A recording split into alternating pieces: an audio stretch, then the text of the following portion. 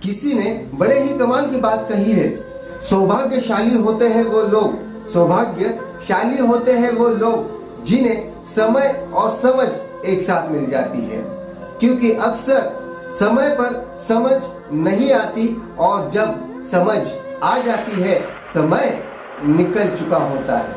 Hi guys, आज की जो कहानी है बड़ी ही मजेदार, नॉलेजेबल और इंटरेस्टेड है। चलो जानते हैं। एक जमाने में एक राजा बूढ़ा हो चुका होता है, उसके 90 साल पूरे हो चुके होते हैं और वो सोचता है कि इस जन्मदिन पर मैं बहुत बड़ा त्योहार मनाऊंगा।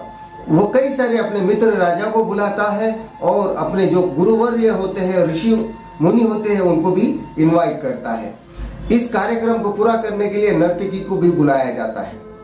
तो उस रात वो प्रोग्राम शुरू हो जाता है, कार्यक्रम शुरू हो जाता है। तो उस दरबार में सभी राजा के जितने भी परिजन हैं सभी बैठे हुए होते हैं और सभी उस नृत्य का आनंद लेते हैं। वहां पर राजा की बेटी भी बैठी होती है, वहां पर राजा का बड़ा बेटा भी बैठा हुआ होता है और साथ में उस ऋषि मुनि भी होते हैं।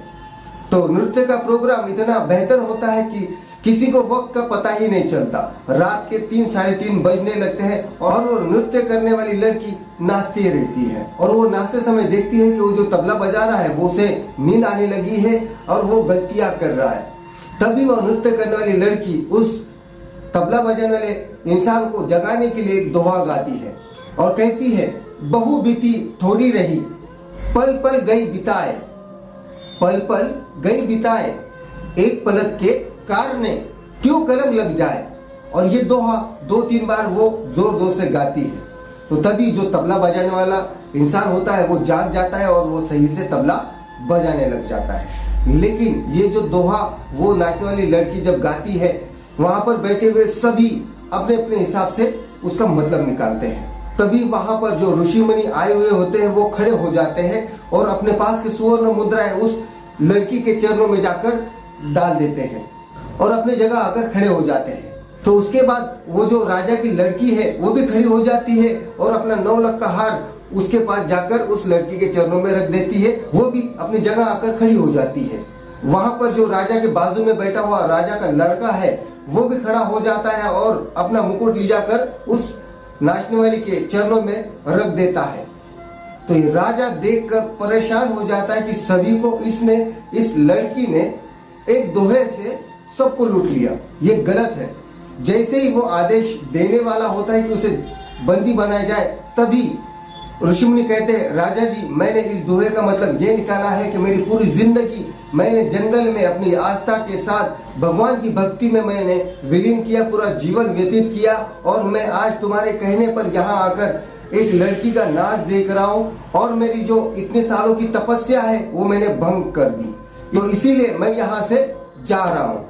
और राजा की बेटी भी राजा से कहती है, पिताजी, मैंने जो 9 लाख का हार इस औरत को दिया है, इसलिए दिया है क्योंकि मैं आज आपके जो सेनापति है उसके साथ में भाग जाने वाली थी और मुझे ये समझ में आया अगर मैं सेनापति के साथ में आज रात भाग जाऊं तो आप पर कितना कलंक लग जाएगा। इस दोहे ने मेरी आंखें खोल दी और ये मैं समझ गई हूँ कि मुझे मेरी जिंदगी तो ऐसी भी बीत चुकी है और कुछ दिन इंतजार मैं करूंगी, आप जो चाहेंगे मैं उसके साथ शादी करूंगी। और ये राजा सुनकर भी चौंक जाता है। तभी उस राजा का जो बड़ा बेटा है वो कहने लगता है कि मैं आज आपको मारने वाला था।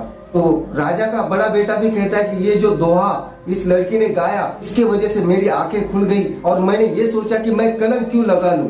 मैं इतने सालों से प्रतीक्षा कर रहा हूं कि आप इस सिंहासन का राज्य छोड़ देंगे और मुझे इस राज्य का राजा बनाएंगे। इस दोहे ने मुझे ये बताया कि बहुत बीती थोड़ी रही और मैं क्यों कलंक लगाऊं कि मेरे पिता का मैं कत्ल करूं और मैं इस राज्य का राजा बनूं। जब मेरा वक्त आएगा तब मुझे आप बना ही देंगे। जब ये राजा सभी की बातें सुनता है तो सुन्न हो जाता है और ये सोचता है कि मैं कितने सालों से इस राज्य पे राज कर रहा हूँ। मैं ये भूल गया था कि मैं बूढ़ा हो चुका हूँ और ये राज्य मैंने अपने बेटे को दे देना चाहिए और मैं अपने भगवान की भक्ति में लग जाऊं। तो राजा दूसरे ही दिन उस लड़के को राजा घोषित कर देता है और संन्यास लेने का निर्णय करता है। उसकी जो लड़की है उसकी शादी उस सेनापति से करवा देता है और अपने गुरुवर्य ऋषि मुनि के साथ जंगल में रहने के लिए चला जाता है। तो ये जो कहानी है वो हमें ये सिखाती है कि जो भी हम काम कर रहे हैं उस काम को लगातार करते रहिए, कंटिन्यूटी बरकरार रखिए, एक ना एक दिन आपको वो चीज हासिल होगी, हार नहीं मानना है। तो आई होप ये जो कहानी आपको समझ में आई होंगी। तो लाइक शेयर कमेंट्स करते रहना और सब्सक्राइब करना मत भूलना। मिलते हैं नेक्स्ट स्टोरी में नेक्स्ट टॉपिक के साथ, बने रहे अजीम के साथ। Wish all the best. जय हिंद, जय भारत।